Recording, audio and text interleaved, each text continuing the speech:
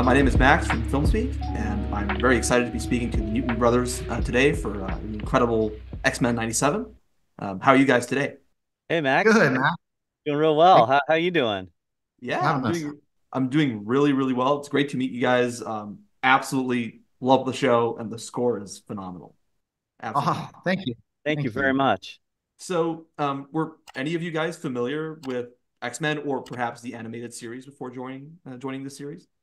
Yeah, yeah, We big time. We both kind of came at it from different angles. I was into the comic books and then got into the show from the comic books. And Taylor came about it the other way. Taylor got into the show and then from the show got into the comic books. So it was kind of fun that he and I were able to discover that about each other when we got onto this project. That's exactly the case. Yeah, I think like most of us, when I was like, I don't know, 4 or 5, I wanted to be Superman and Spider-Man and these characters, but I didn't really know much depth about them. And then when I got older, and then I watched the show, I loved it, and that sort of opened the path to comic books, which really sort of expand a little bit more into the characters, which was awesome.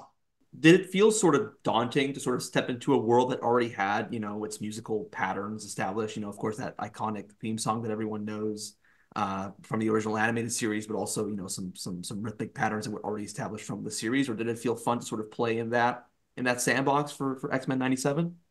Yeah, yeah, it was a lot of fun. It was terrifying at first though because it's like it's an iconic piece of music. Everyone loves it. And it's sort of like don't screw this up, guys. Like, I mean, no one said that to us, but like the little bird on our shoulder kept saying that to us. And you don't want to screw it up for like the child inside you. You don't want to screw it up for your own nostalgia. Um, so and that fear was helpful though. It kind of drove us to like produce several versions of it to sort of iron out what's working and what's not working. um and in that process we kind of like found our way. We found things that we thought were working and presented them to the team, and then they'd give us some feedback like, hey, what about this, like we're missing this sound, or like, hey, we know that this sound is in the original, but maybe we lay off of that sound for this reason or that reason. So it was a lot of that for several months. And it's been really fun to see everyone's reaction to it because you never know how that's going to go. So it's been fun. And Taylor and we're always sort of like we're working on a project, and by the time it comes out we're working on something else. So we've been pretty busy lately. So we've been like having friends hit us up like, "Oh my God, did you see like what everyone's saying about this episode?" Like, "Oh no, hold on. We need to like get into it." So it's been really fun to experience all of that. Were there any specific influences that inspired you when it came to crafting the score of the show beyond, what was already established for the animated series? Yeah, I think certain episodes definitely inspired things from either certain artists from the 90s were influential. Prodigy, Andy and I are big fans of Prodigy. That inspired an episode. And Radiohead. There was a couple of scenes that were inspired, and also some pop bands and like new wave bands. Obviously, there's a dance sequence that happens with Jubilee. And I think certain artists from that era, I think I even heard like Enigma on it at one point when I was like taking a shower, like on my playlist, it just came up, and just all those bands and artists, they really at that time they were shining through, and so I think some of those bands really influence episodes.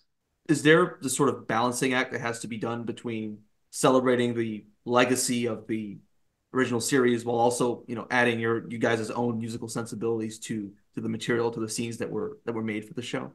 Yeah, 100%. I mean, it's like every cue until we were finding the sound is like a first date or a new relationship with a family member, somebody. It's like you're trying to, feel out the situation and discover everything you can about the past and the current and where it's going to go, and bring all of those things together and not sort of not get in the way and be present enough where you're bringing something to the table, but also not sort of so present that you're overwhelming the story with like an egomaniacal idea of like, oh, I'm really good at this, so I'm gonna put my print of this on it. It's really about kind of like laying back and staying out of the way and just kind of dancing with the creatives and the story so that it can all sort of come together. And it's not always successful, but we do our best. I think what's really cool about X-Men 97 and also the animated series as a whole is that it plays with so many genres. It's not necessarily beholden to being sort of straightforward superhero series. Like episode 3 was this more horror themed episode, and episode 4 was way more different than episode 3. And so I'm wondering, like, as composers, how do you guys all, balance the multiple tonal and generic shifts that that happens within the show and create, a cohesive whole for its sonic palette as it continues to shift around, I guess? That's a great question. Yeah, I think as composer, it's so much fun to write music for different genres.